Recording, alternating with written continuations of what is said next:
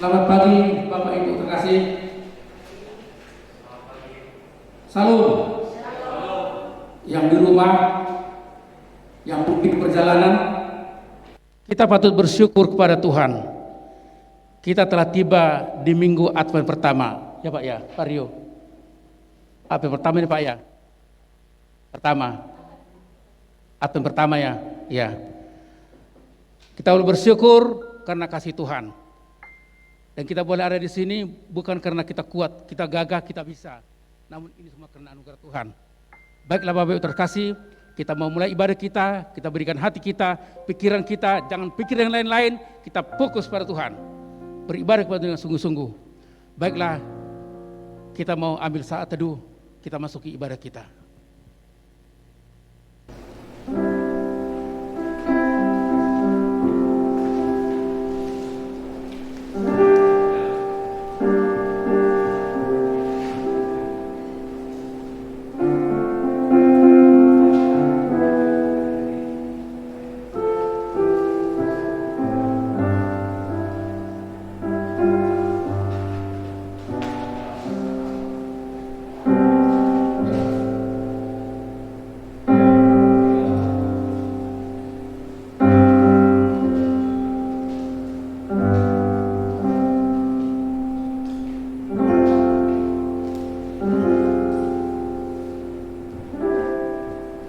Mari kita bersatu dalam doa.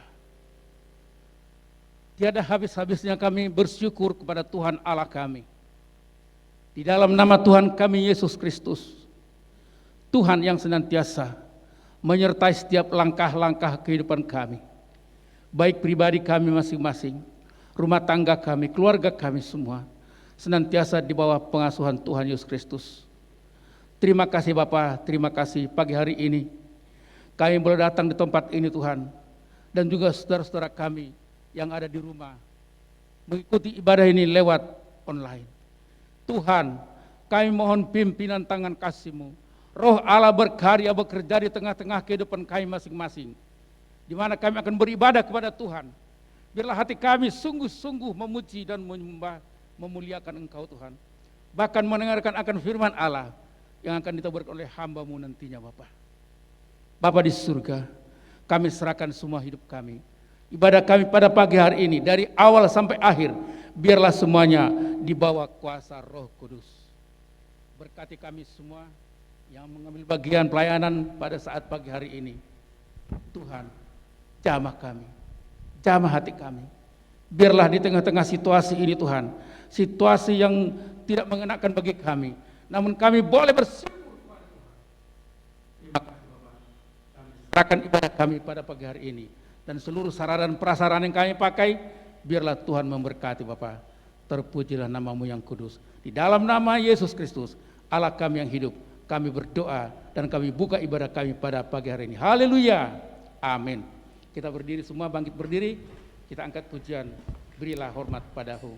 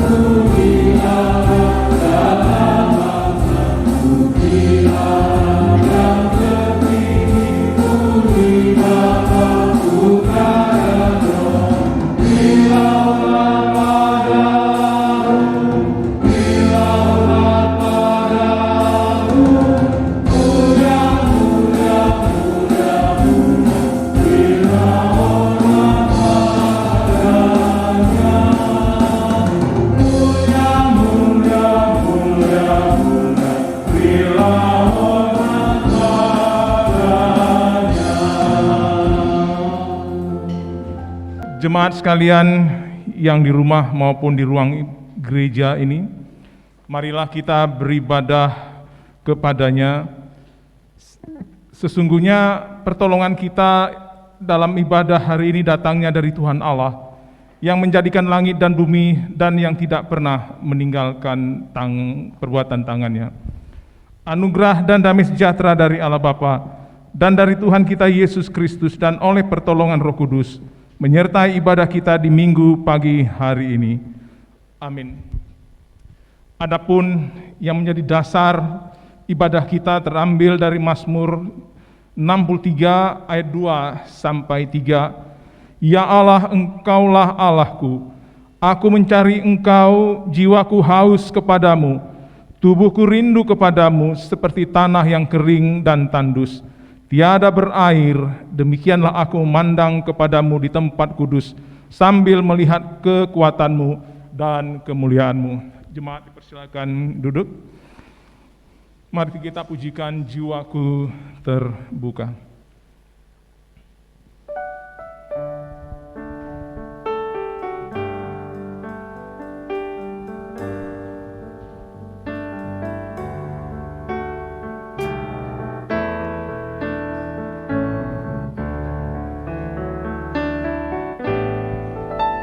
Jiwaku terbuka untuk-Mu Tuhan, sedikit nyatakan segala perkara, singkapkan semua yang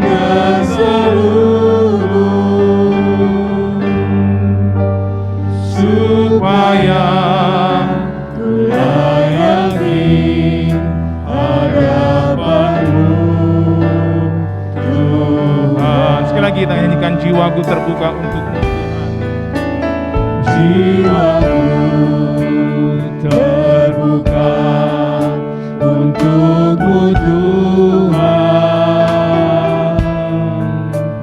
sedikit nyatakan segala perkara,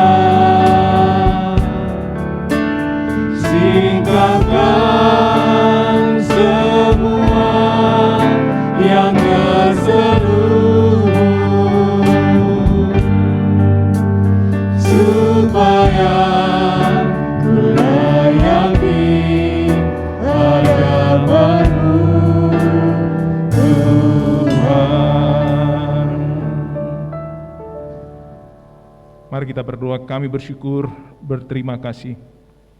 Kami masih dilayakkan oleh-Mu, meskipun kami hidupnya penuh dengan salah dan pelanggaran, sering mengikuti keinginan-keinginan daging kami. Kami sering dipengaruhi dan terpengaruh oleh godaan-godaan dunia ini, ya Tuhan. Kami mengaku sepanjang minggu ini kami tidak hidup seperti yang Engkau inginkan. Kami tidak peka dengan pimpinan dan suara Roh Kudus-Mu yang menyertai menolong hidup kami. Kami lebih suka kepada kehendak kami, mengikuti pikiran-pikiran kami sendiri dan perasaan kami, tanpa kami melibatkan Tuhan di dalamnya. Sehingga tidak heran kalau kami sering menyakiti sesama kami, mendukakan Roh-Mu yang kudus dan Engkau sendiri, ya Tuhan. Kami mengaku bahwa kami kurang menghargai anugerah Tuhan di dalam kehidupan kami ini, sehingga kami diperbudak oleh keinginan-keinginan dosa pada diri kami. Karena itu Tuhan, tidak ada yang tersembunyi, terselubung di mata-Mu. Kami mengakui semua salah dan dosa kami. Sucikan, kuduskan kami, ya Tuhan, supaya kami boleh menikmati ibadah pagi hari ini, boleh memuji memuliakan Tuhan, dilayakkan kami untuk mengagungkan Engkau melalui pujian kami, dan hati kami tidak terhalang untuk mendengarkan sabda firman-Mu yang dijelaskan kepada kami. Terima kasih Tuhan untuk anugerah pengampunan-Mu di dalam kehidupan kami. Amin. Berdasarkan kasih karunia Allah dalam Tuhan kita Yesus Kristus, mari kita dengarkan berita anugerah dan pengampunan dosa yang terambil dari Roma 8 ayat 2, Roh yang memberi hidup telah memerdekakan kamu dalam Kristus dari hukum dosa dan hukum maut. Saya undang jemaat bangkit berdiri. Mari kita dengarkan petunjuk hidup baru sebagaimana tertulis dalam Titus 2 ayat 12 sampai 13. Mari kita membacanya bersama-sama. Ia mendidik kita supaya kita meninggalkan kefasikan dan keinginan-keinginan duniawi, dan supaya kita hidup bijaksana, adil dan beribadah di dalam dunia sekarang ini, dengan menantikan penggenapan pengharam kita yang penuh bahagia dan penyataan kemuliaan Allah Maha Besar dan Juru Selamat kita, Yesus Kristus. Saya undang jemaat duduk kembali. Kita akan memuji, memuliakan Tuhan.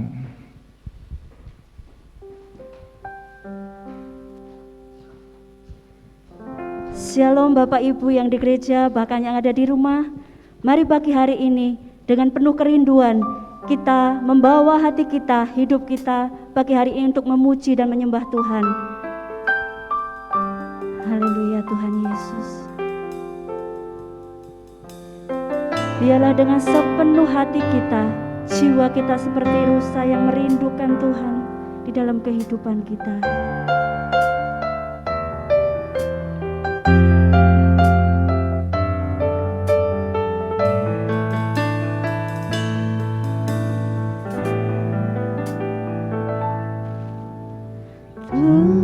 Tuhanku rindu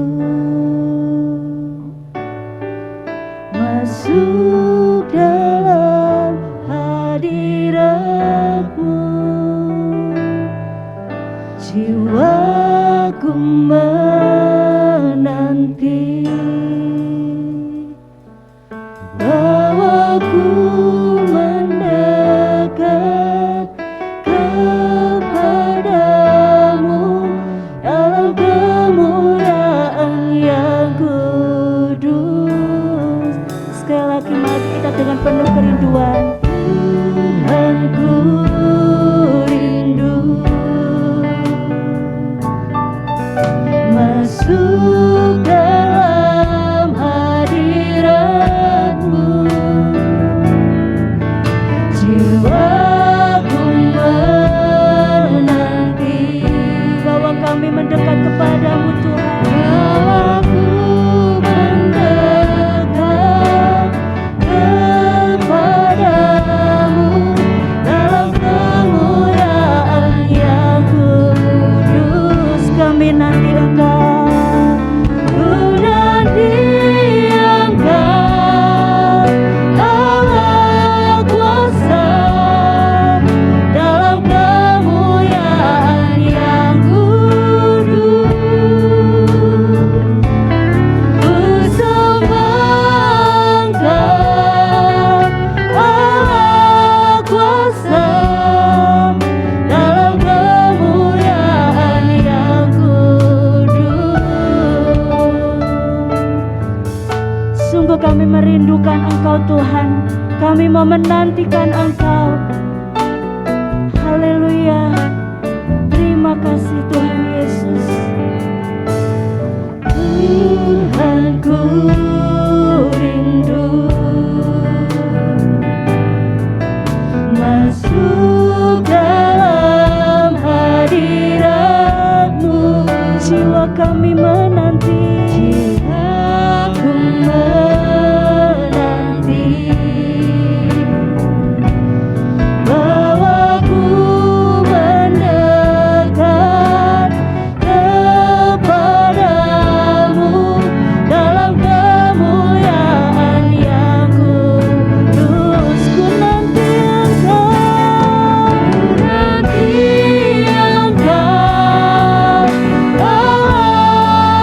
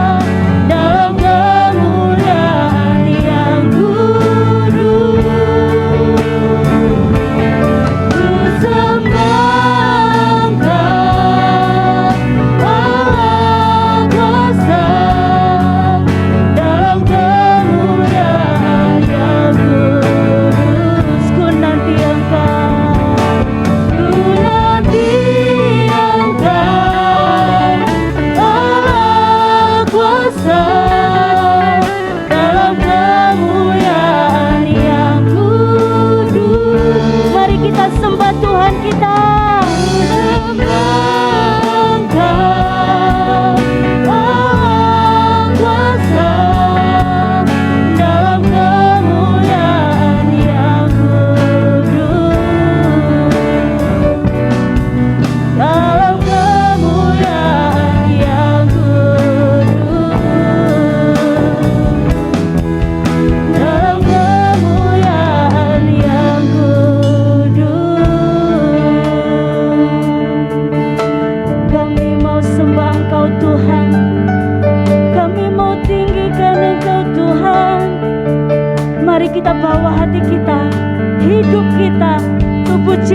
Pagi hari ini untuk menyembah Tuhan.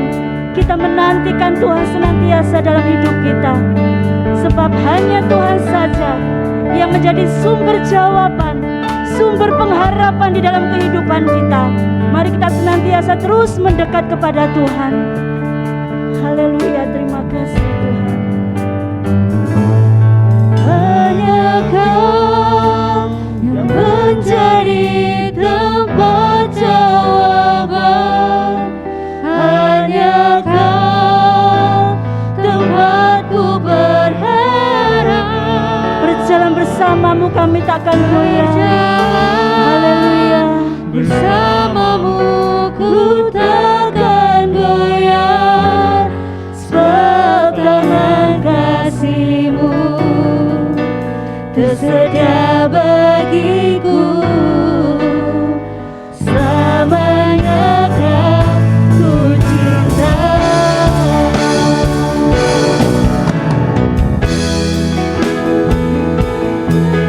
Tempat jawaban, hanya Kau tempatku berharap.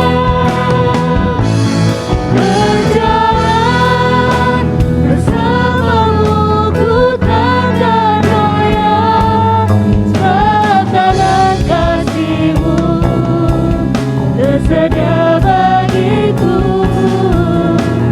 Selamanya Ku cinta.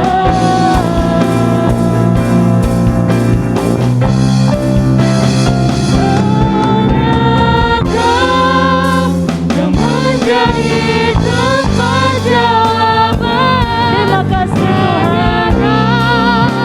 Tempatku berharap. Berjalan bersamamu ku takkan goyah, sebab tangan kasih-Mu tersedia bagiku. Selamanya Ku cinta. Selamanya Ku cinta. Selamanya Ku cinta. Biarlah di dalam hidup kami senantiasa mencintai Tuhan, mengasihi Tuhan dengan sungguh-sungguh. Karena kami percaya pengharapan kami, jawaban kami hanya ada di dalam Tuhan kami Yesus Kristus. Haleluya, terpujilah nama-Mu Tuhan. Kami siap untuk meninggikan, memuliakan Tuhan pagi hari ini. Amin. Kita akan meninggikan Tuhan pagi hari ini. Saya undang Bapak Ibu baik yang ada di gereja maupun yang ada di rumah untuk bangkit berdiri. Kita mau meninggikan bahwa setiap kita sudah merasakan kebaikan Tuhan yang luar biasa di dalam kehidupan kita.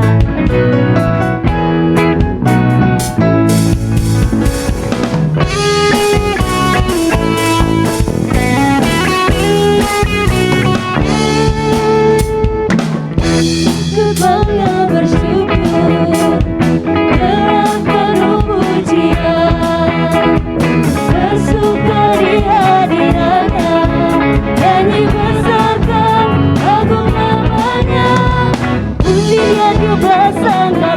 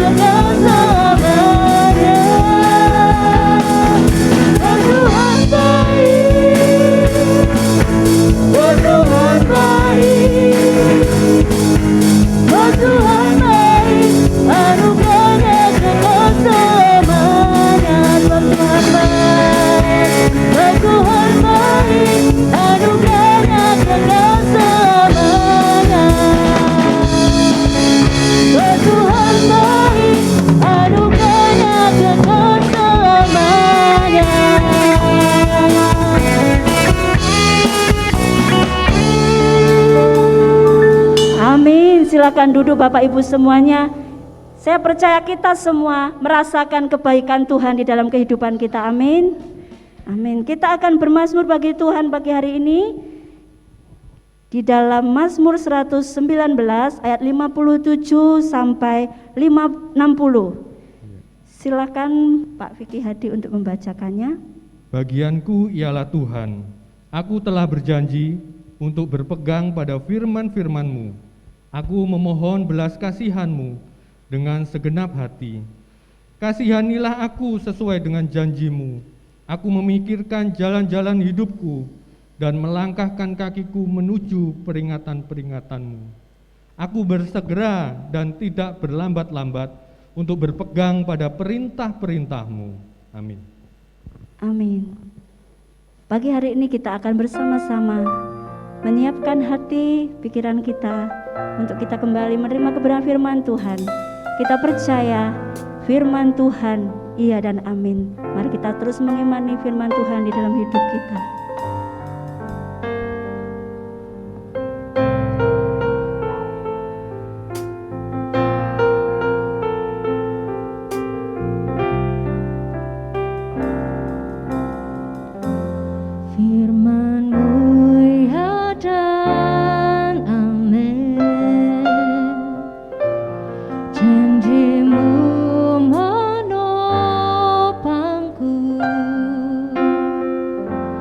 Berjalan bersamamu di setiap musim hidupku. Sekali lagi firman-Mu ya dan amin. Firman-Mu ya dan amin.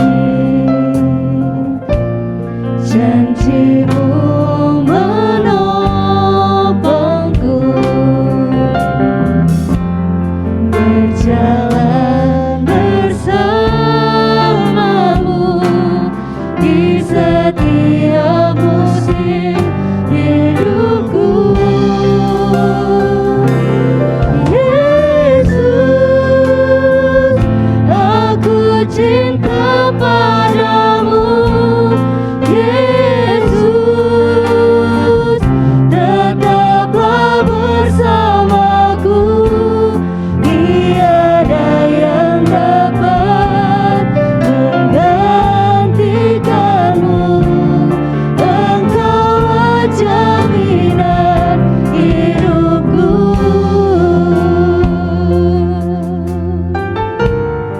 Firman-Mu ya dan amin Tuhan. Firman-Mu ya dan amin. Janji-Mu menopangku. Kami mau berjalan bersama-Mu. Berjalan bersamamu di setiap musim hidupku. Yesus, aku cinta padamu. Yesus, tetaplah bersamaku. Tiada yang dapat menggantikanmu. Engkaulah jaminan hidupku. Yesus, aku cinta padamu. Yesus, tetaplah bersamaku. Tiada yang dapat menggantikanmu. Engkaulah jaminan hidupku. Tiada yang dapat menggantikanmu. Engkaulah jaminan hidupku. Tiada yang dapat menggantikanmu. Engkaulah jaminan hidupku.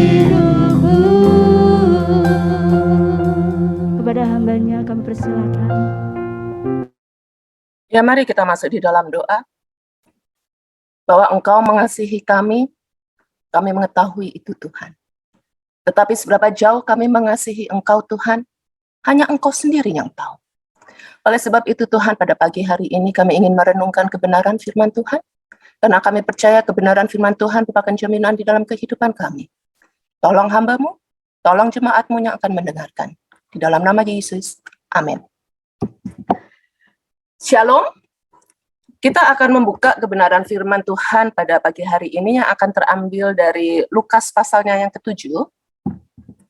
Lukas pasal yang ke-7, sebenarnya dari ayat 36 sampai 50, tapi kita baca cukup dari ayat 36 sampai 39. Lukas pasalnya yang ke-7, ayat yang ke-36 sampai 39.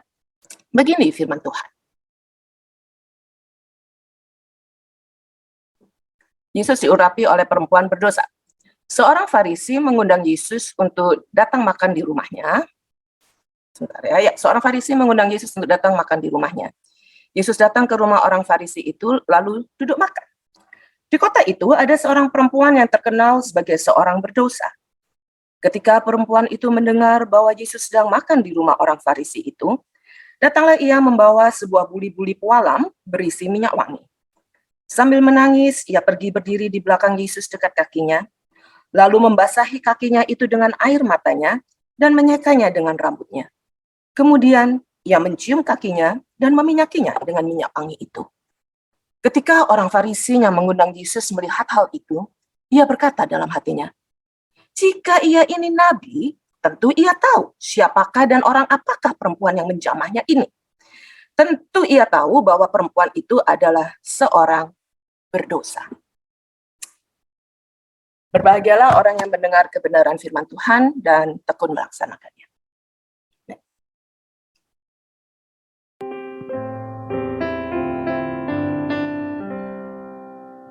Bersabdalah Tuhan, kami mendengarkan. Bersabdalah Tuhan, kami mendengarkan. Kuatkanlah kami dan hiburlah kami. Kuatkanlah kami dan hiburlah kami. Ya, sekali lagi shalom. Ada pada satu hari, seorang polisi jalan raya menghentikan sebuah mobil yang tengah melaju dengan sangat kencang di jalan tol. Kenapa diberhentikan? Bukannya sangat kencang, dia menghentikan mobil di jalan tol. Kenapa dihentikan? Karena ternyata mobil ini masuk ke dalam jalan tol itu sebenarnya sudah dalam keadaan peyok-peyok gitu ya, mungkin karena sudah pernah ketabrak gitu ya. Terus kemudian mobil ini memiliki 3 ban yang sudah kempes, sehingga membahayakan sekali kalau dia melanjutkan perjalanannya di dalam jalan tol. Jendelanya agak patah dan kemudian pokoknya semuanya tidak dalam kondisi yang layak untuk bisa, bukan hanya layak untuk jalan, bahkan jalan ke jalan tol. Nah, waktu dia diberhentikan, yang sangat terkejut ada seorang perempuan yang lagi keluar dari mobil, dan perempuannya ini kaget, dia tanya ke polisi, kenapa saya diberhentikan? Orang saya nggak nabrak kok, dan saya nggak ada peristiwa tabrakan. Terus kemudian polisinya mengatakan, kamu harus keluar. Coba kamu lihat mobil kamu ini. Dan perempuan ini kaget sekali ketika dia ngeliat, kok bisa? Mobil saya penyok-penyok, ban saya itu kemudian kempes. Dia nggak ngerti apa yang terjadi. Jadi akhirnya dimintalah dia untuk, biasanya kalau di luar itu untuk mengadakan tes. Dan di tes ternyata dia bilang, kamu minum nggak? Dia bilang, enggak, saya nggak minum. Saya hanya minum 2 gelas bir. Harusnya saya nggak mabuk. Tapi dia sangat-sangat kaget ketika dia mengetahui mobilnya itu dalam keadaan penyok-penyok. Dan karena dia nggak ngerti apa yang dia lakukan, rupanya waktu setelah dilihat di dalam CCTV, kelihatan waktu dia lagi keluar dari parkir, habisnya dia minum, itu dia sebenarnya nabrak kiri kanan, tapi dia nggak sadar bahwa dia tuh nabrak, dan dia tetap jalan, dia kaget. Apa signifikasi dari cerita ini? Seringkali kadang-kadang hidup kita itu seperti itu. Manusia itu seringkali tidak tahu bahwa pada satu hari kita akan dipanggil menghadap Tuhan. Dan ketika Tuhan memberikan penghakimannya kepada kita, kita terkaget-kaget. Kita akan mengatakan, kayaknya kita nggak ngelakuin itu kok Tuhan. Mungkin kayaknya kita mengatakan, Tuhan, aku sudah melakukan begitu banyak hal di dalam namamu. Bahkan mungkin ada banyak orang yang juga mengatakan, aku melakukan banyak mukjizat di dalam namamu, tapi Yesus akan mengatakan apa? Aku tidak pernah mengenal engkau, pergi engkau dari aku. Itu dari Matius 7 ayat 22-23. Nah, jadi Tuhan sudah mengatakan di dalam firman Tuhan, sebenarnya apa yang Dia harapkan kita lakukan. Dan kalau kita tidak melakukan, dan kemudian kita mengabaikan itu, maka jangan kaget nanti, jangan seperti perempuan yang tadi, dipanggil, diberitahu salahnya kita nggak ingat apa yang kita lakukan selama ini. Satu hari kita akan berdiri di bawah penghakiman Tuhan, dan kita akan sangat kaget kalau ternyata kita tidak seperti yang kita pikir kita ini. Nah, dari mana kita tahu? Ayat yang kita baca hari ini, kita sebenarnya sudah sering membaca cerita ini. Kalau kita teruskan tadi kan 36-50. Hari ini saya nggak akan membahas banyak hal, hanya ada 2 poin yang ingin saya bahas. Yang pertama, saya ingin membahas cerita ini sendiri, karena ternyata kalau kita baca cerita ini, ada beberapa hal yang mungkin kita tidak menyadari, itu kita asal baca, kelewat poin-poin yang penting. Yang kedua, kita akan mempelajari apa sih pelajaran yang kita bisa pelajari dari ayat-ayat yang kita baca dengan beberapa aplikasi. Nah, yuk bagian yang pertama, mari kita sekali lagi melihat cerita dari yang kita baca. Cerita ini dimulai, kita lihat, Yesus itu tengah diundang ke sebuah rumah orang Farisi yang kemudian kita ketahui, nah, kita baca sampai ayat 50, namanya Simon. Nah, hal yang pertama yang kita pelajari, bukan sesuatu hal yang umum pada waktu itu, kalau ada seorang Farisi mengundang Yesus. Kenapa kita semua tahu? Orang Farisi menganggap Yesus itu sebagai sebuah ancaman terhadap kekuasaan mereka. Menganggap Yesus itu ancaman dari pengajaran mereka terhadap sistem legalistik dari mereka. Jadi dengan lain kata, orang Farisi itu menganggap Yesus itu musuh. Ya, memang nggak semuanya ya, tapi pada umumnya orang Farisi itu membenci Tuhan Yesus dan membenci pengajarannya. Nah, kemudian apa yang terjadi? Peristiwa ini, cerita ini, kalau kita lihat, dia mengundang, dan pada saat itu ada banyak orang. Nah, Simon ini, meskipun sebagai orang Farisi itu, pasti dia seorang yang penting, orang elit. Nah, budaya di Israel pada waktu itu, banyak sekali rumah-rumah, apalagi kalau kita orang yang cukup mampu di situ ya, itu memiliki pekarangan yang luas. Jadi pada umumnya, kalau akan kadang-kadang mungkin ada air mancurnya gitu kali ya. Jadi pada sangat umum di umat orang Israel, dengan pekarangan yang luas, apalagi kalau sore menjelang panas, itu duduk di luar.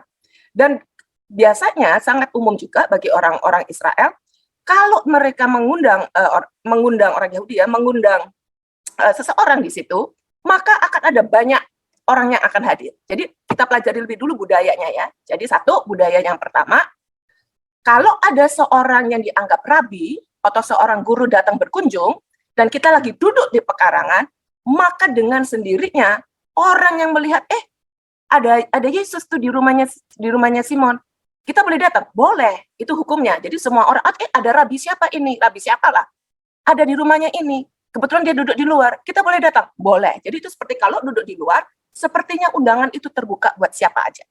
Sehingga banyak orang waktu Yesus datang, banyak orang yang datang untuk mendengarkan pengajaran Tuhan Yesus pada waktu itu.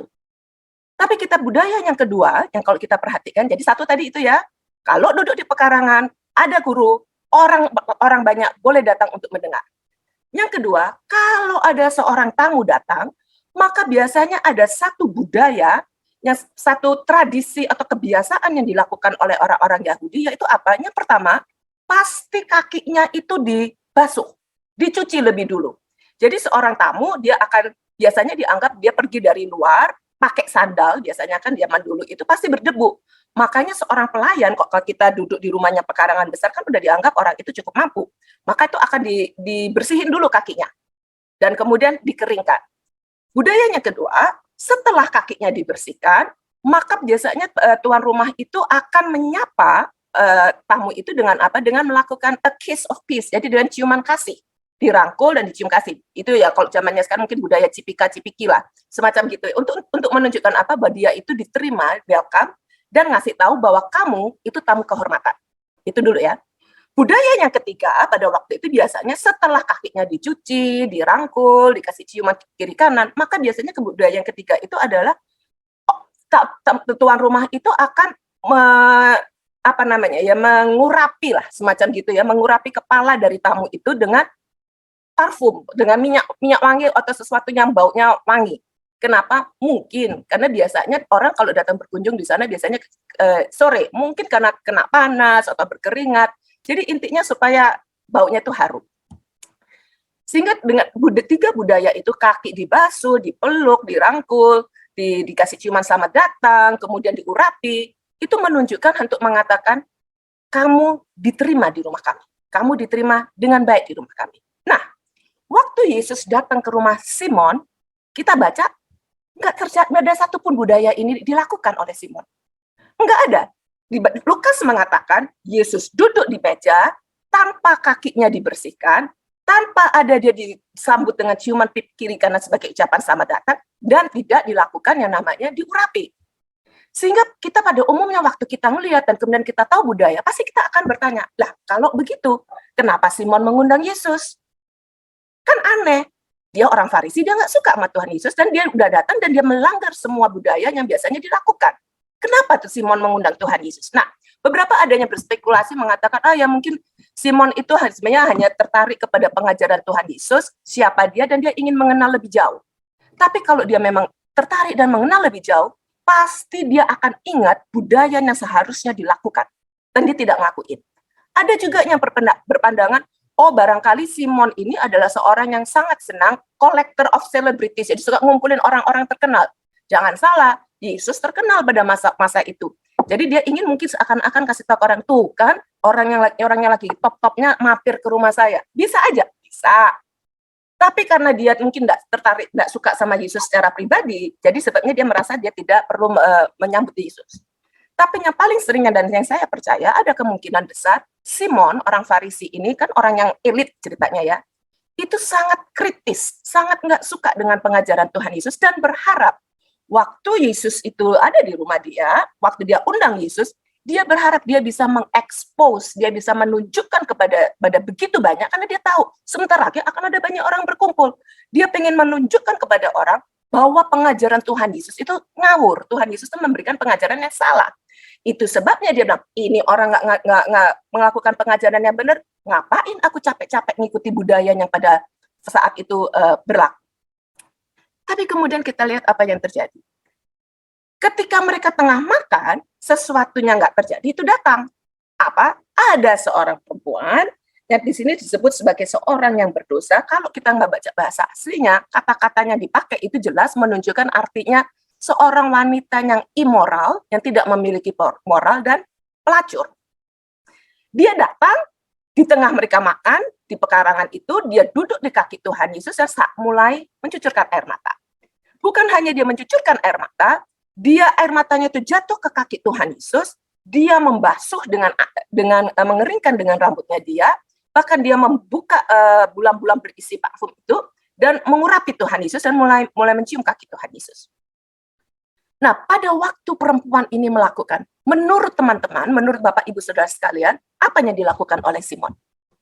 Dan apa yang dilakukan oleh orang di sini? Ini yang sering kalau kita baca, asal kita nggak mikir gitu ya, kita hanya asal baca. Sebenarnya pasti, satu, dia orang pintar, dia orang elit, secara psikologi, maka pasti dia akan mikir, dia pasti memperhatikan, maka dia akan melihat, loh, satu, ini orang perempuan ini melakukan semua ritual budaya yang saya harusnya sebagai orang Farisi, sebagai orang yang bukan hanya orang Farisi, orang yang mengundang, melakukan, aku nggak ngelakuin, tapi kenapa perempuan yang berdosa ini ngelakuin?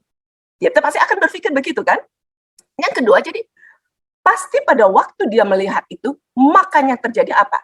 Jangan lupa, orang Farisi itu mengkritisi dan menganggap pengajaran Yesus itu nggak benar.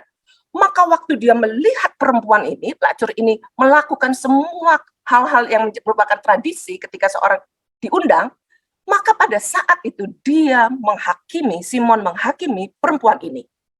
Dan ketika dia menghakimi perempuan ini, maka sebenarnya siapa yang dia hakimi? Tuhan Yesus. Dia menghakimi Tuhan Yesus, dia ingin mengatakan apa? Dia berpikir seharusnya kalau kamu itu nabi, kalau kamu itu seorang guru, kamu harusnya tahu dong kalau perempuan ini perempuan yang nggak bermoral. Kenapa kamu tidak menghentikan apa yang dilakukan oleh perempuan ini? Makan, membersihkan kaki, mencurahkan air mata, membersihkan, dan kemudian mencium kaki Tuhan Yesus. Maka dengan lain kata dia mengatakan, Tuhan Yesus ini sama-sama orang yang nggak bermoral. Karena dia mengizinkan orang yang nggak bermoral melakukan itu. Simon lupa bahwa itu adalah tradisinya seharusnya dia sebagai tuan rumah melakukan. Tapi kita lihat, Yesus itu tahu apa yang dipikirkan oleh Simon. Yesus tahu dan mengenal perempuan ini lebih dari Simon. Maka di sini kita lihat ada dua perspektif. Perspektif yang pertama, bagaimana orang yang berdosa, Simon itu melihat perempuan yang berdosa itu sebagai seorang pendosa, seseorang yang harus disingkirkan. Tapi kita lihat Yesus melihat perempuan ini dengan perspektif kacamata yang berbeda. Dia melihat apa? Ini jiwa yang berharga yang tengah mencari jalan untuk menunjukkan dan menyatakan kasih dia dan apresiasi dia untuk apa yang Tuhan Yesus sudah lakukan. Nah, ini yang kalau kita perhatiin ya dengan cermat, ayat yang ke-37 memang di sini hanya ditulis di kota itu ada seorang perempuan yang terkenal sebagai seorang berdosa. Tapi kalau kita baca Alkitab bahasa aslinya dan kemudian kita lihat bahasa Inggrisnya, kalimatnya itu akan beda. Dan kita akan bisa langsung nangkap intisarinya. Kenapa? Karena kalau Mama saya terjemahkan ke bahasa Inggris ya, when a woman who had lived, atau pada waktu ada seorang perempuan yang pernah hidup dalam dosa.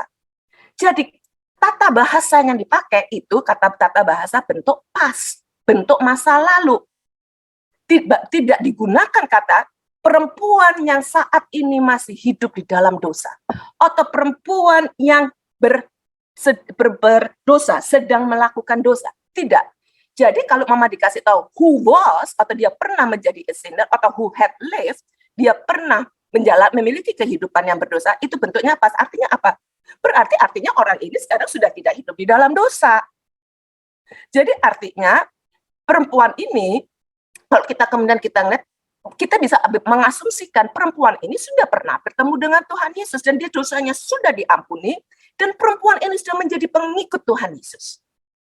Itu yang mungkin kita kelewatan. Itu sebabnya dia selalu mengikuti Tuhan Yesus sejak dia bertobat. Nah, sekarang kita lihat ayat yang 40 sampai 42. Maka apa yang dikatakan kalau kita baca sendiri ya, di Alkitabnya ya.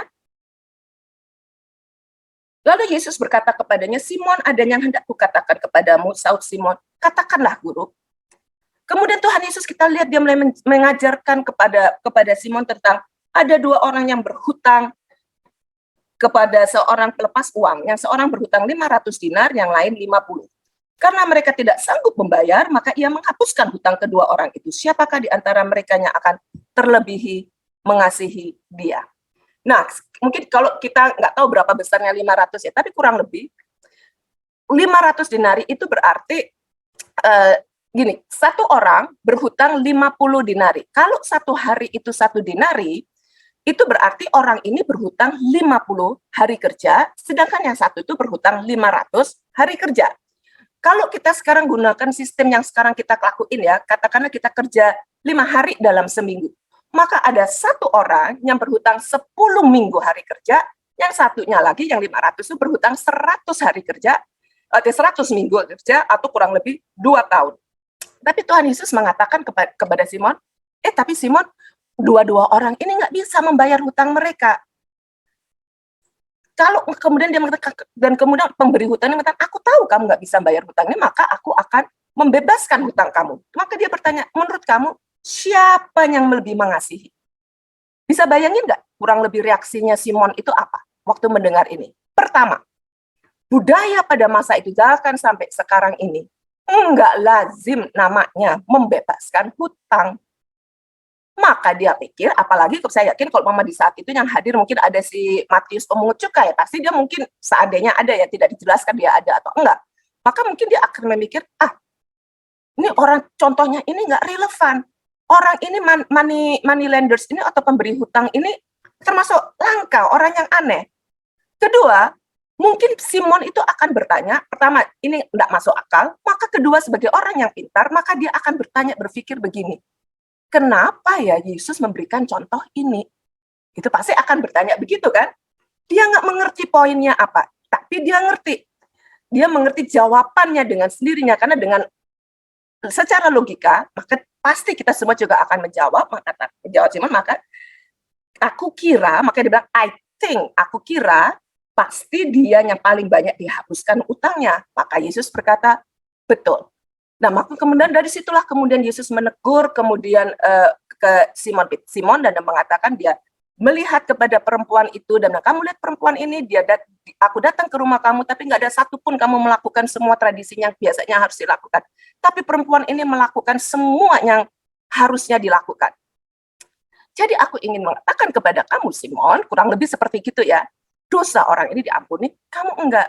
Artinya Tuhan Yesus tengah ingin menunjukkan kepada Simon, siapa sebenarnya yang orang yang lebih banyak utangnya kepada Tuhan, Simon atau perempuan ini? Kan sebegitu kan intinya kan? Nah, kurang lebih ceritanya begitu. Kepada orang dan Tuhan Yesus mengatakan dosa orang ini diampuni karena dia sudah melakukan banyak hal, tapi si Simon tidak melakukan. Maka sekarang kita yang akan kita pelajari dari, kalau kita udah belajar tadi budaya itu, kita pelajari seperti apa benak Simon, bagaimana dia menghakimi perempuan ini dan menghakimi Tuhan Yesus, apa yang dilakukan perempuan ini dan bagaimana Tuhan Yesus menegur Simon. Makanya kita akan pelajari sekarang, apa sih implikasinya untuk kita semua, ceritanya ini. Pelajaran yang pertama yang kita bisa pelajari dari bacaan yang kita baca tadi.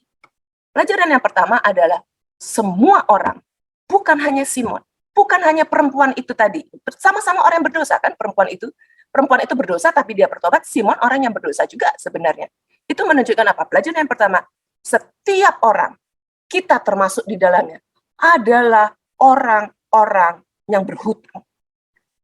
We are all debtors. Kita adalah orang-orang yang berhutang. Tidak ada satu orang di ruangan ini maupun di rumah maupun di ruangan gereja, tidak ada satu orang pun di bangsa ini, tidak ada satu orang Kristen pun di dunia ini yang bukan adalah seorang penghutang. Berhutang kepada siapa? Kepada Tuhan. Kita berhutang mungkin kita pikir kita nggak punya utang secara uang gitu ya. Tapi kita ini orang yang berhutang. Dan kita pasti tahu betul apa arti kata hutang. Kalau orang yang punya hutang, maka hukumnya adalah satu, tidak baik yang namanya kalau kita lupa kalau kita itu orang berhutang. Kenapa? Kalau kita lupa kita punya utang, maka satu, kita pasti dengan sendirinya tidak mau bayar. Makanya seringkali terjadi kehidupannya kita tuh amnesia. Kalau yang namanya kita pinjam uang, kita bukannya kita nggak tahu kita pinjam uang. Kita melupakan, seakan-akan melupakan bahwa kita pinjam. Sehingga kita namanya amnesia sesaat. Tapi sebaliknya, kalau kita minjemin uang ke orang, pasti kita ingat, oh, uang saya dipinjam oleh ABCD. Ya kan? Orang pasti nggak akan lupa. Jadi artinya apa? Orang yang berhutang pasti mau nggak mau punya sebuah memori yang baik. Apakah kamu berhutang, ataukah kamu memberikan pinjaman, pasti kita memiliki memori yang baik. Dan disinilah masalah yang ada dari Simon. Simon di sini kelihatan sekali terbukti bahwa apa? Dia memiliki memori ingatan yang nggak bagus. Dia lupa bahwa dia adalah orang yang berhutang. Dia menghakimi orang lain bahwa orang itu memiliki hutang, orang itu berdosa, tapi problem yang terbesar dari Simon ini adalah dia lupa, dia punya memori yang jelek bahwa dia itu sedang berhutang. Kenapa dia punya pemikiran bahwa dia itu bukan orang yang berhutang? Karena dia pikir, satu, aku orang Farisi, aku orang yang elit. Jadi dia ingin seakan-akan berkata kepada Allah Yahweh, karena pada saat itu kan Yesus belum diterima sebagai juru selamat. Dia seakan-akan ingin berkata kepada Yahweh, Tuhan, engkau itu beruntung punya aku di dalam tim-timnya kamu. Karena aku ini sangat khusus, aku hafal semua hukum Taurat, aku berdoa dengan doa-doa yang begitu indah, aku melakukan banyak hal, aku seorang Farisi, dan aku seorang Farisi yang baik. Wah, Tuhan harusnya bangga memiliki aku di dalam himpunan orang-orang pengikut ajaran Taurat. Lupa bahwa dia berhutang kepada Allah. Lupa bahwa dia adalah seorang pendosa. Dosa dia adalah dosa yang di dalam hati. Dan tahu apalagi dosa yang paling besar yang dilakukan Simon? Bukan hanya karena dia punya memori yang jelek, bahwa dia tuh lupa bahwa dia seorang penghutang. Dosa yang kedua adalah dia tidak mengenali bahwa dia sendiri adalah seorang berdosa. Kalau tidak mengenali dosanya itu sebagai dosa, itu celaka. Dosanya dia tidak ingat bahwa dia itu seorang pendosa, tidak ingat bahwa dia itu berhutang kepada Allah, dan bahkan tidak mengenali itu bahwa itu adalah dosa. Sehingga dia mudah sekali lupa bahwa dia membutuhkan pengampunan. Yang diajarkan oleh Tuhan Yesus kepada Simon maupun perempuan dan orang-orang di sekitar itu adalah tentang pengampunan. Nah, bukankah itu juga sama dengan kita? Betapa banyak di antara kita ini semua, kita lupa bahwa kita ini adalah orang-orang yang berhutang kepada siapa? Kepada banyak. Pertama tentu kita berhutang kepada Tuhan. Tapi kedua kita berhutang kepada siapa? Kita berhutang kepada para pelopor-pelopor gereja kita. Kita berhutang kepada para rasul, kita berhutang kepada tokoh-tokoh gereja, para misioneri. Begitu banyak orang yang membuka jalan supaya kekristenan masuk, Alkitab diterjemahkan, kita mengerti firman Tuhan, kita sering melupakan mereka. Kalau orang-orang ini aja kita lupakan, bagaimana kita bisa ingat dengan Tuhan? Itu yang sering terjadi. Kalau kita sekarang bisa menikmati makan dengan enak, kita lupa. Kita nih bisa makan dengan enak, kita bisa beribadah dengan sekarang nggak diupra-abrik. Oleh karena apa? Ada pejuang-pejuang di antara kita yang berjuang pada waktu itu sehingga Injil bisa diberitakan. Jadi kita berhutang pada Tuhan dan berhutang juga pada semuanya. Yang kedua, pelajaran apa yang kita bisa tarik dari cerita ini? Satu, kita tahu bahwa kita adalah seorang orang yang berhutang.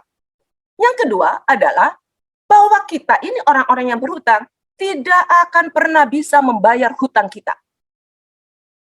Kalau tadi saya bilang, saya secara pribadi memikirkan hutang yang saya miliki kepada semua, bahkan orang yang memperkenalkan Tuhan Yesus kepada saya, yaitu orang tua saya, kakek nenek saya, orang yang membawa saya untuk mengerti yang namanya hidup baru, ibu rohani saya, nggak usah yang muluk-muluk Martin Luther atau apa, itu pasti udah. Saya sering kali saya lupa bahwa saya berhutang kepada mereka untuk pengenalan akan Kristen. Tapi kemudian kalau saya mikirin lagi, saya bertobat itu kan karena kasih Tuhan yang ada di surga, dan harganya Tuhan sudah bayar untuk hutang saya. Maka saya menyadari tidak ada satunya bisa saya lakukan untuk membayar hutang saya. Dan itu yang kita harus pikirkan. Maka apa relevansinya dengan cerita ini? Perempuan yang tadi datang kepada Tuhan Yesus, yang duduk di kaki Tuhan, yang membasahi kaki Yesus dengan air matanya, mengeringkan dengan rambut dia, dan mengurapi kaki Tuhan Yesus dengan minyak, itu tidak sebagai bentuk untuk supaya dia diampuni. Karena kita tahu sebenarnya dia sudah bertobat. Itu adalah bentuk ekspresi dari ucapan syukur dan kasih. Bukan karena dia ingin membayar kembali apa yang Tuhan sudah dilakukan. Dia hanya ingin seakan-akan mengatakan, terima kasih Tuhan, terima kasih karena Engkau mengampuni dosa kami. Karena ingat, kita tidak akan pernah bisa membayar hutang kita. Kalau hutang kita secara rupiah, kita bisa bayar. Tapi yang namanya hutang keselamatan, hutang mengerti yang namanya anugerah, hutang mengerti apa yang kasih daripada Tuhan, mau dengan cara apa kita bisa bayar? Enggak bisa. Enggak akan pernah bisa lunas. Tapi karena kita tidak akan mungkin pernah bisa melunasi hutang kita kepada Tuhan, paling tidak kita belajar dari perempuan ini. Kita gulung lengan baju kita pergi bekerja dengan baik, kita melayani Tuhan, kita memuji Tuhan. Dan kalaupun kita kerja sehari 20 jam pun, untuk pelayanan kita kepada Tuhan, kita nggak bisa bayar hutang itu. Tapi bukan berarti kemudian ya sudah, karena kita nggak bisa bayar hutang kita, ya udah kita menerima. Itu namanya orang lebih kurang ajar lagi. Kenapa? Karena itu orang yang tidak mengerti namanya pengucapan syukur dan berterima kasih. Tadi kita katakan, karena aku nggak bisa membayar hutangku pada Engkau Tuhan, paling tidak aku ingin mewujudkan ucapan syukurku. Dengan cara apa? Hidup benar sebagai anak Tuhan. Dengan cara apa? Melayani Tuhan dengan sungguh-sungguh. Menangis di kaki Tuhan. Menangis di kaki Tuhan itu bukan hanya untuk diri sendiri. Ingat setiap kali siapa kita sebelum kita bertemu dengan Tuhan. Air mata itu yang menjadi motivasi kita melayani Tuhan. Tangisi jiwa-jiwa yang terhilang. Doa buat begitu banyak bangsa yang masih belum mengenal Tuhan. Pelajaran yang ketiga, apa yang kita pelajari dari cerita ini? Pertama tadi kita orang-orang yang berhutang, jangan pernah lupa. Kedua kita tahu bahwa kita tidak pernah sanggup membayar hutang kita dengan lunas. Makanya ketika kita pelajaran yang kita ketahui dari bacaan yang kita baca adalah ternyata pengampunan itu berlaku dan tersedia bagi setiap orang. Wanita pelacur, wanitanya tidak bermoral, diampuni. Pengampunan itu berlaku untuk setiap orang. Jadi karena kita tadi tahu ya, kita berhutang secara spiritual kepada Tuhan dan kita tahu kita nggak bisa membayar hutang, maka sekarang ini kita hanya bisa berdiri di hadapan Tuhan di dalam satu kebutuhan apa? Pengampunan. Nggak mungkin kalau kita bisa berdiri di hadapan Tuhan kalau tidak ada pengampunan, dan itu satu hal yang sangat menyejukkan buat kita. Kenapa? Karena pengampunan itu berlaku bagi siapa orang. Siapapun kita, apapun kita, sebesar apapun dosa kita, semenjijikkan apapun yang pernah kita lakukan, pengampunan itu berlaku bagi semua orang. Bukan karena perbuatan baik, bukan karena seperti tadi kayak Simon merasa dirinya orang saleh. Orang saleh kalau mama dia tidak menyadari bahwa dia adalah orang yang berhutang kepada Tuhan, dia juga berdosa dan dia juga membutuhkan pengampunan. Itu yang kita baca, dan pengampunan itu tersedia bagi saudara dan saya, siapapun juga. Setiap hari datang ke kaki Tuhan. Setiap hari urapi kaki Tuhan. Dan kita memohon pengampunan Tuhan. Dan yang terakhir, pelajaran apa yang kita bisa pelajari? Kita tadi bilang pengampunan berlaku bagi setiap orang. Tapi ternyata kalau kita baca tadi ceritanya kita baca di ayat yang 36-42 itu, ternyata pengampunan itu tidak bebas, tidak free sifatnya. Loh, kok bisa Bu pengampunan nggak free? Memang tidak. Pengampunan itu selalu ada harga. Selalu ada harganya yang harus dibayar untuk pengampunan. Harganya gimana? Coba kita pikirkan secara kritis ya. Orang yang tadi contoh yang Tuhan Yesus berikan, pemberi hutang, dia memberikan hutang berapa tadi? 50 dan 500, ya kan, pada dua orang. Waktu dia mengampuni karena tahu dua orang ini nggak bisa bayar. Ada harga yang harus dibayar nggak? Ada. Pemberi hutang ini kehilangan uang 550. Benar nggak sih? Ya kan? Karena uangnya yang harusnya dia terima, dia nggak dapat. Jadi artinya apa? Betul pengampunan itu tersedia bagi siapapun juga, tapi pengampunan itu tidak sifatnya cuma-cuma. Pengampunan itu ada harganya yang harus dibayar. Ketika Allah mengatakan, aku mengampuni dosa engkau, harga apa yang Allah harus bayar? Kita harus ingat, harganya yang harus dibayar oleh Allah adalah penderitaan di Taman Getsemani. Harga apa yang harus dibayar untuk pengampunan kita? Harganya adalah salib Kristus di Golgota. Kebangkitan Kristus. Yesus membayar harga untuk pengampunan kita. Di dalam ekonomi, di dalam bisnis, itu ada yang namanya catatan pembukuan. Kita sebut namanya ledger. Dan dalam ledger itu harus sifatnya itu bersih, lunas, sebelum buku itu bisa ditutup. Begitu juga dengan kita. Kehidupan kita, ledger itu harus bersih sebelum pengampunan akan dosa itu bisa menjadi sebuah kenyataan. Maka itu kembali membuat kita berpikir, bukankah kita semakin berhutang? Karena hutang yang harusnya kita bayar itu, tidak pengampunan yang kita terima itu, tidak kita terima dengan tanpa harganya dibayar. Dan itu yang kita semakin harus lebih mengucap syukur. Kenapa? Harga pengampunan itu sudah dibayar dan sudah dilunasi. Dan itu tersedia bagi kita semua.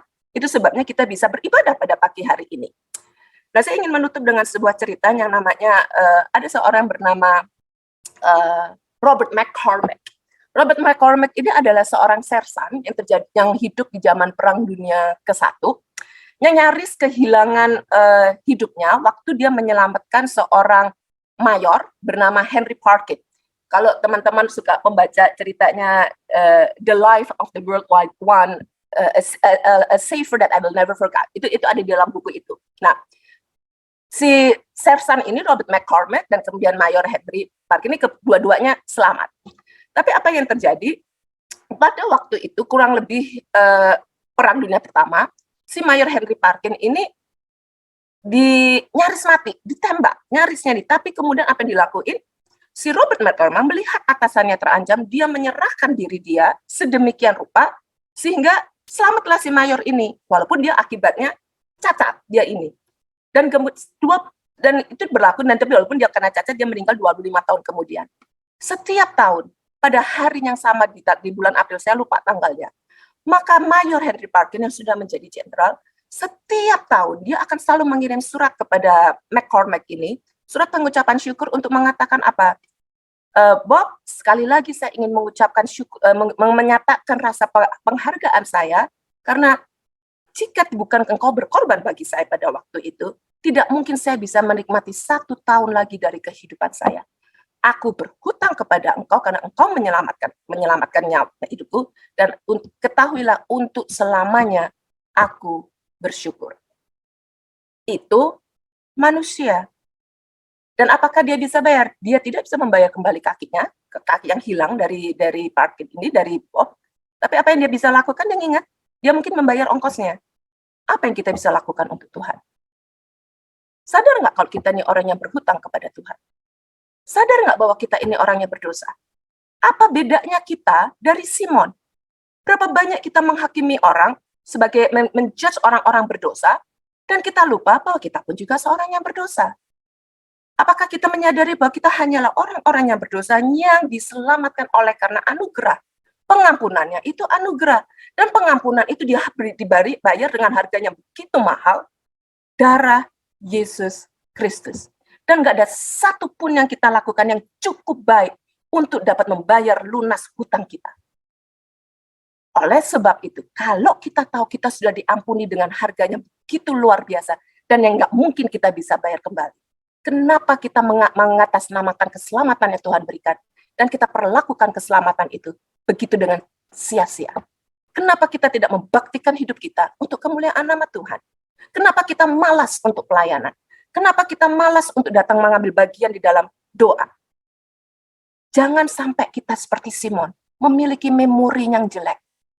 Ingat, kita orang yang diselamatkan karena anugerah. Kita adalah orang pendosa, tapi karena Tuhan, Yesus Kristus, mati di atas kayu salib, kita menjadi orang-orang yang dibenarkan oleh Tuhan. Amin. Mari kita masuk di dalam doa. Kami mengucap syukur Tuhan untuk pertolongan Engkau di dalam kehidupan kami. Dan jika kami meneliti kehidupan kami menyadari kami tidak berbeda jauh daripada Simon. Seringkali kami lupa bahwa kami adalah orang-orang yang berhutang kepada Engkau, Tuhan. Bukan hanya kepada keselamatan daripada Engkau. Kami seringkali berhutang juga bagi orang-orang yang sudah memperkenalkan Yesus Kristus di dalam kehidupan kami. Kami berhutang bagi para pelopor-pelopor pendiri-pendiri gereja. Dan kami seringkali, Tuhan, mengambil dan hidup di dalam keselamatan yang Tuhan sudah berikan dengan asal-asalan. Oleh sebab itu, ampuni kami, Tuhan. Seringkali kami merasa bahwa kami adalah orang yang layak untuk diampuni, tapi hari ini kami belajar, jika bukan karena kasih Tuhan dan harga yang begitu luar biasa yang Tuhan bayarkan untuk keselamatan kami, di manalah kami ini harus berada.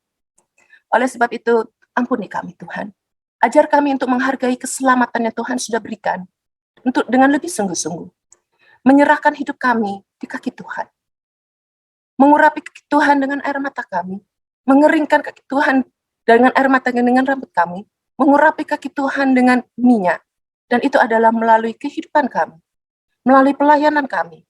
Pakai kami semakin hari semakin lebih ya Tuhan. Sehingga melalui kami, nama Tuhan ditinggikan, nama Tuhan semakin harum, nama Tuhan semakin dimuliakan. Kami menyerahkan gereja kami di tangan Tuhan, hamba-hambamu, para panatua, para majelis, para jemaat, kiranya Tuhan mau tolong dan Tuhan juga mau sertai. Kami berdoa untuk persiapan gereja di dalam Natal, dan serangkaian acara, kiranya Tuhan juga mau tolong, sehingga Natal ini bukan menjadi Natal yang biasa-biasa saja Tuhan, tapi Natal kembali mengingatkan kami, bahwa sesungguhnya bukan hanya rencana keselamatan itu dimulai, tapi sesungguhnya akhir itu akan dimulai. Oleh sebab itu Tuhan, dipersiapkan hati kami di dalam Natal, sehingga sungguh kami merayakannya di dalam pengenalan yang semakin dalam akan Kristus. Kami mengucap syukur juga jika Engkau di dalam minggu ini menambahkan 1 tahun usia untuk Ibu Ida dan Ibu Grace. Kiranya Tuhan mau memberkati, Tuhan mau menyertai, dan memakai mereka lebih hari lebih dalam lagi, dan semakin hari semakin merindukan Tuhan, semakin mencintai Tuhan, dan semakin mau mengambil bagian di dalam pelayanan akan Tuhan. Terima kasih ya Tuhan, Kau dengar doa kami yang jauh daripada sempurna, yang kami naikkan di dalam nama Yesus yang sudah mengajar kami untuk berdoa. Bapa kami di dalam surga, dikuduskanlah namamu, datanglah kerajaanmu, jadilah kehendak-mu seperti dalam surga. Berikanlah kepada kami hari ini makanan kami yang secukupnya, dan ampunilah kami akan kesalahan kami, sama seperti kami mengampuni mereka yang bersalah pada kami. Dan janganlah membawa kami ke dalam pencobaan, tetapi lepaskanlah kami daripada yang jahat, karena Engkau lah yang mempunyai kerajaan dan kuasa dan kemuliaan sampai selama-lamanya. Amin. Saya kembalikan.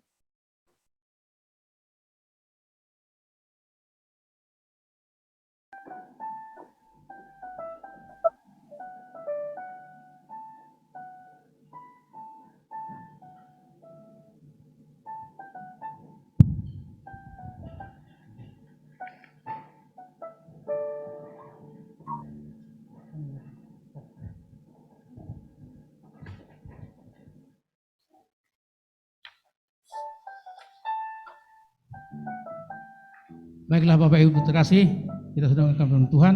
Terima kasih Bu Mona yang ada di Jakarta, biarlah Tuhan senantiasa menyertai.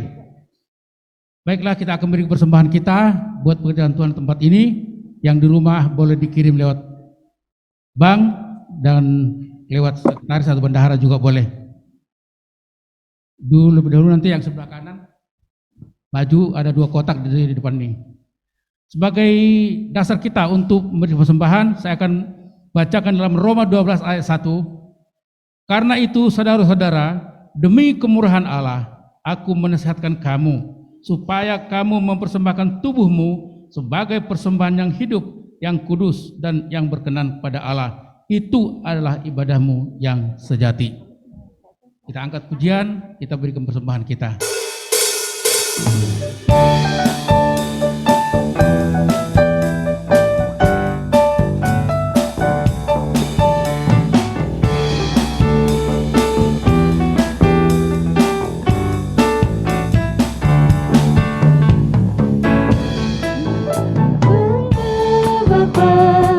Punya Allah seperti Engkau, sungguh ku bangga Yesus atas segala pengorbananmu. Tak ingin aku hidup lepas dari kasih-Mu. Kasih-Mu menyelamatkan dan beriku pengharapan. Ingin apa yang aku miliki, memang tiada berarti bila dibanding dengan kasih-Mu. Namun ku ingin memberi dengan sukacita di hati, karena ku tahu ini menyenangkan hati-Mu. Ku bangga.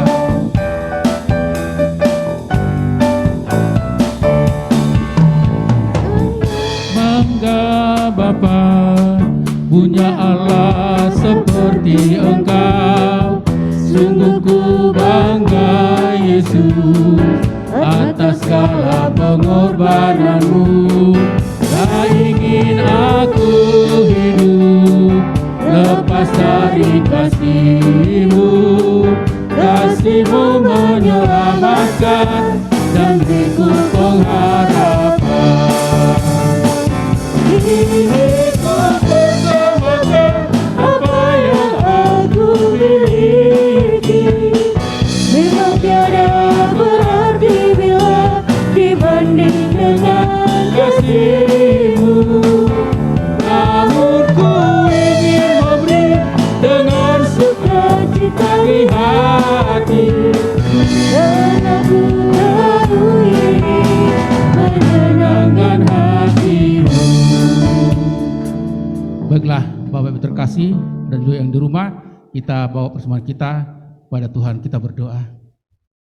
Terima kasih kembali kami panjatkan di hadapan Tuhan pada saat pagi hari ini, karena kami merasakan betapa indahnya penyertaan Tuhan atas kehidupan kami, pengorbanan Tuhan di kayu salib untuk menebus kami dari dosa dan maut, sehingga kami memperoleh hidup yang kekal bersama-sama dengan Yesus dalam surga nantinya Bapak. Terima kasih Tuhan buat firman Allah yang kami dengarkan lewat hamba-Mu dari Jakarta. Terpujilah Engkau Tuhan Allah kami, dan kami memberi persembahan kami di tempat ini untuk pelayanan-Mu di gereja ini Bapa. Tuhan, berkati persembahan ini dan boleh dipakai untuk kemuliaan nama Tuhan. Engkau berkati hamba-Mu yang mengelola agar benar-benar dikelola untuk pekerjaan Tuhan di tempat ini. Terima kasih Tuhan, dan berkati semua sidang jemaat Tuhan yang memberi maupun tidak memberi pada saat ini. Biarlah hari-hari ke depan semakin cinta akan Tuhan. Di dalam nama Tuhan kami Yesus Kristus kami sembah dan kami puji Engkau. Haleluya. Amin.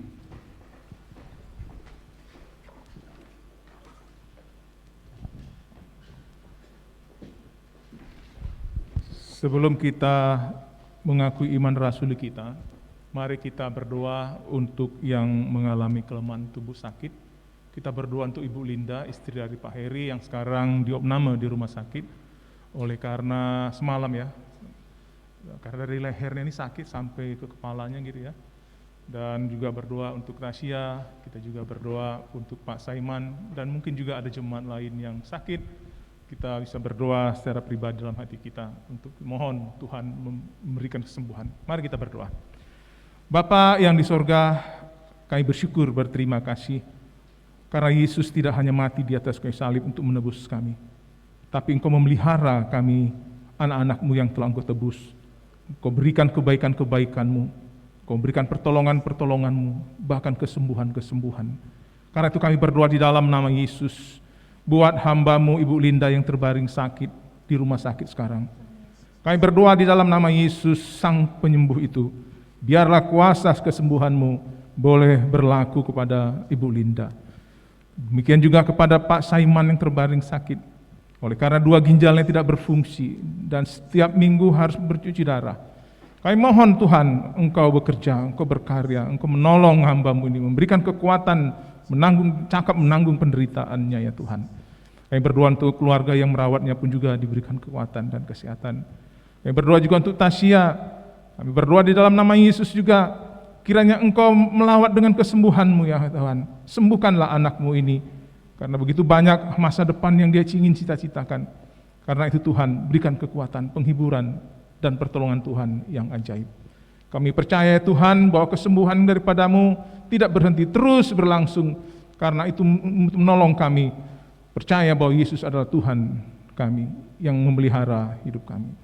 Di dalam nama Yesus mungkin ada jemaat-Mu yang mengalami kelemahan tubuh yang kami belum mendengar informasinya. Kami berdoa dalam nama Yesus juga, Engkau kiranya memberikan pertolongan-Mu yang ajaib. Terima kasih Bapa di surga. Di dalam nama Yesus kami menyerahkan semua anak-anak-Mu yang mengalami kelemahan tubuh, dan juga Ibu Mona yang juga terus kami doakan supaya berikan kesehatan dan kekuatan. Dan terima kasih untuk ulang tahunnya pun juga. Tuhan kami berdoa, Engkau memberkati di tahun-tahun di depan ini. Terpujilah Yesus, penolong hidup kami. Amin. Saya undang kita bangkit berdiri. Bersama dengan semua orang percaya di segala tempat dan abad, mari kita mengaku iman rasuli kita. Aku percaya kepada Allah, Bapa yang Maha Kuasa, Khalik langit dan bumi, dan kepada Yesus Kristus anak yang tunggal Tuhan kita, yang dikandung dari Roh Kudus, lahir dari anak darah Maria, yang menderita sengsara di bawah pemerintahan Pontius Pilatus, disalibkan, mati dan dikuburkan, turun ke dalam kerajaan maut, pada hari yang ketiga bangkit pula dari antara orang mati, naik ke sorga, duduk di sebelah kanan Allah Bapa yang Maha Kuasa, dan dari sana ia akan datang untuk menghakimi orang yang hidup dan yang mati. Aku percaya kepada Roh Kudus, gereja yang kudus dan am, persekutuan orang kudus, pengampunan dosa, kebangkitan tubuh, dan hidup yang kekal. Amin. Habis ibadah, PHJ akan rapat. Ya. Mari kita nyanyikan pujian, ntar kita kembali ke tempat kita masing-masing.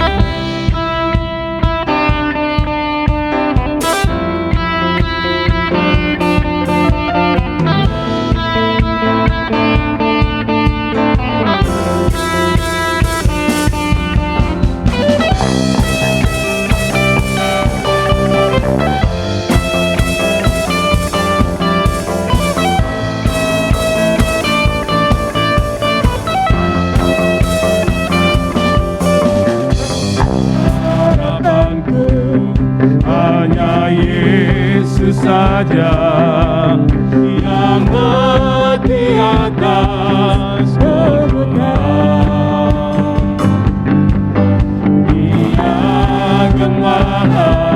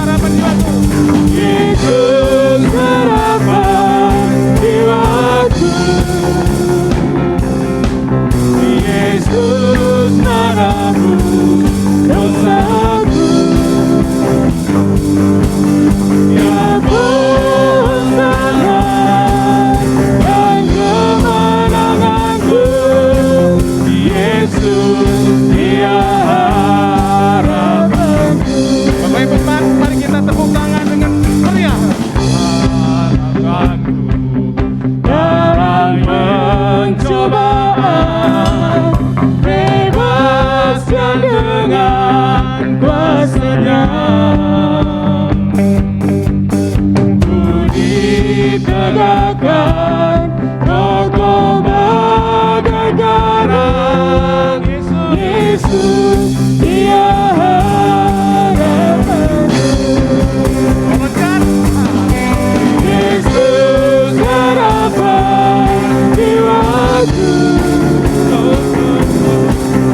Yesus menebus dosaku.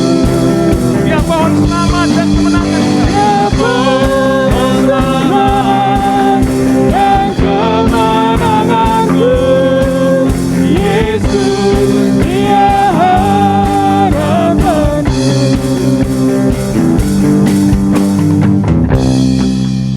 Kita kembalikan segala pujian, hormat, kemuliaan hanya bagi Yesus Tuhan kita. Doksologi. Bagi Bapa, Anak dan Roh, puji, hormat dan mulia, dulu sekarang tak berubah, hingga selama-lamanya. Amin.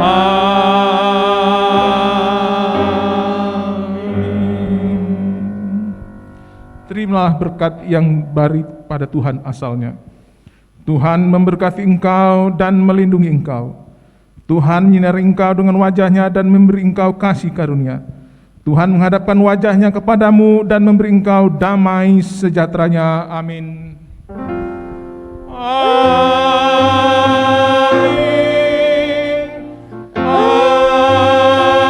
Amin. Amin. Selamat hari Minggu. Tuhan memberkati Bapak Ibu yang di gereja maupun di rumah.